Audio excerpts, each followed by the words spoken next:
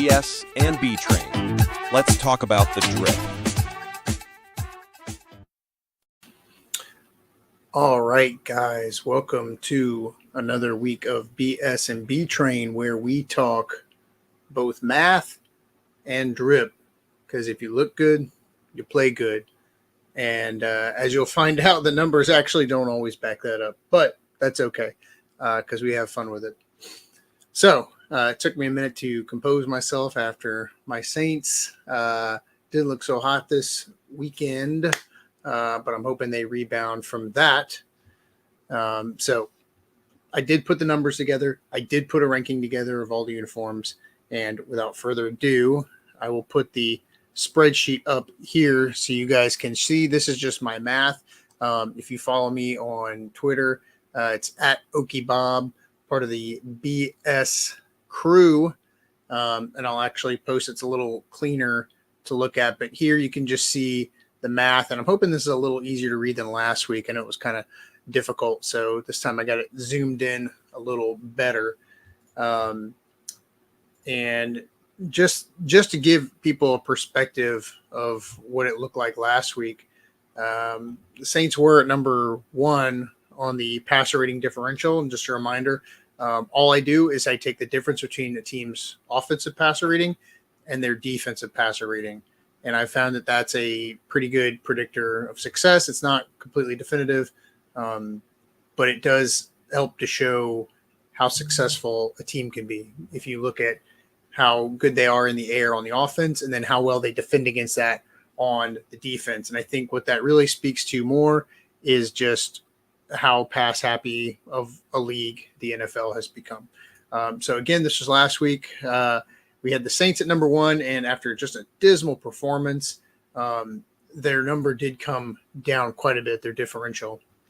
At one point towards the end of the game, the Saints did have a better passer rating than the Eagles, but ultimately the Eagles came out on top.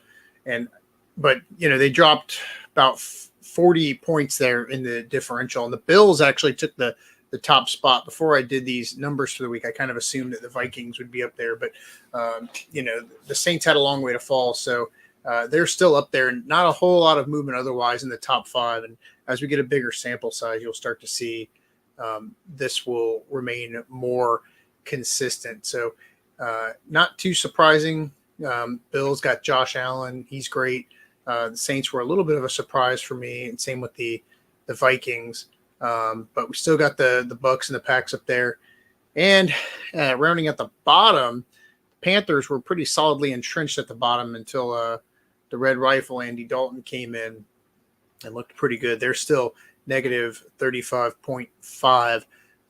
However, climbing their way up there.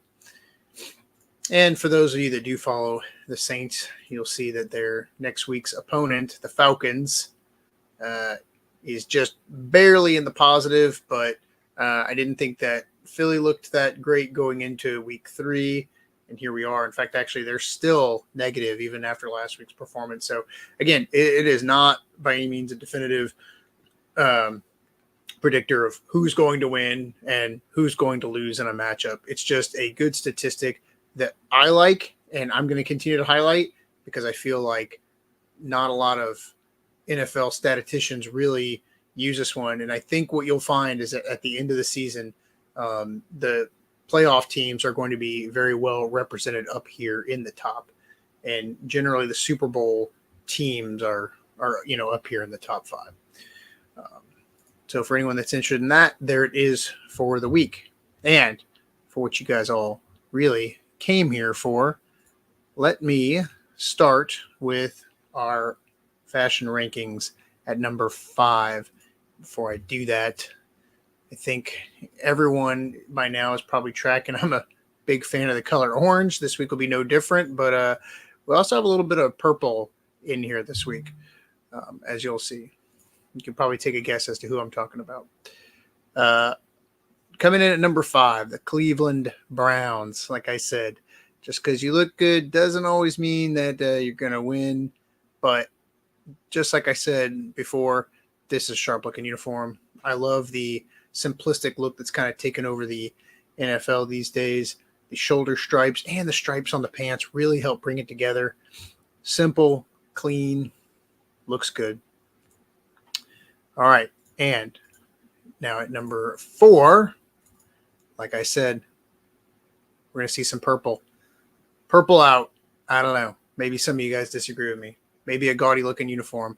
If it wasn't for that little that stripe on the pants right there, maybe I'd agree with you. But I do think that helps bring it together. That was a pretty clean look. And I certainly enjoyed that. Let's see here. Number 3. More orange.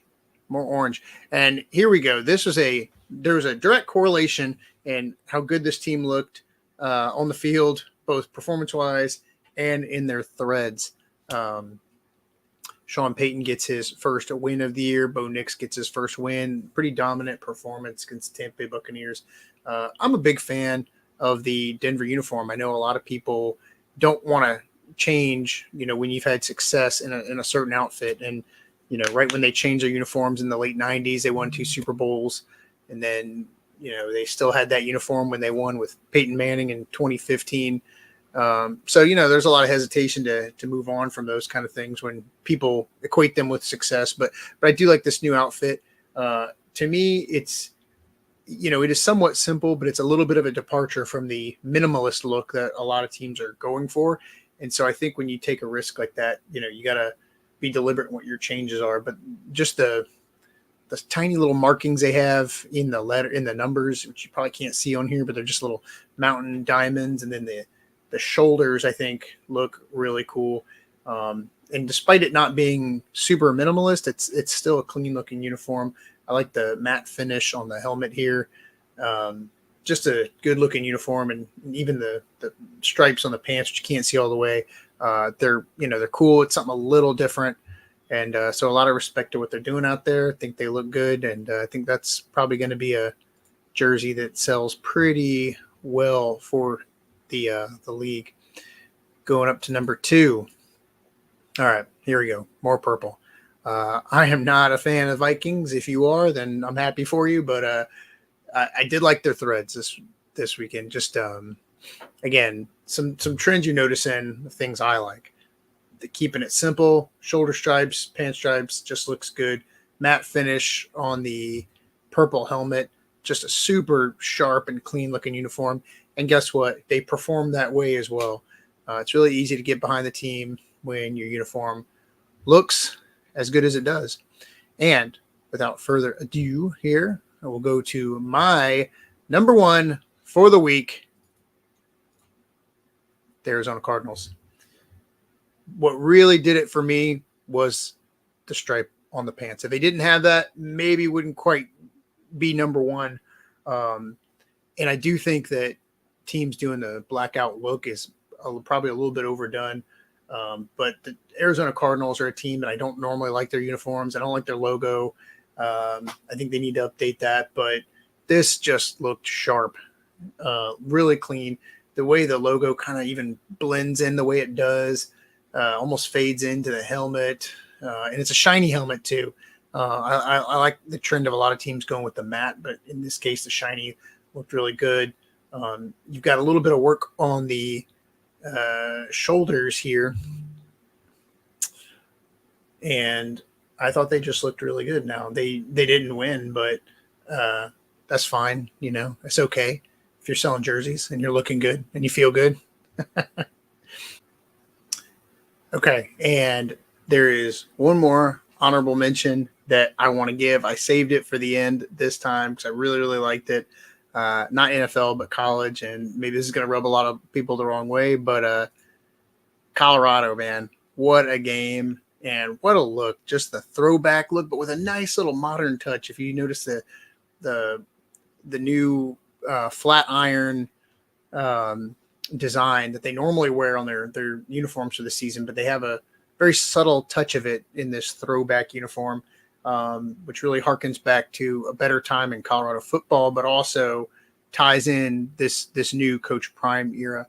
A lot of fun. Thought it looked really cool. And guess what? They won. So even if that rubs a lot of people the wrong way, I loved it. So, hey, keep it tuned to BS and B Train, where I'll continue to talk both math and drip every week. I'll keep it updated. Even if my Saints lose, I'll still do it. Because I hope you guys enjoy this. And for the rest of the BS and Beer crew, this is B Train signing out. Remember to follow us on social media at BS and Beer Media. Also, smash the like button on YouTube and share with friends.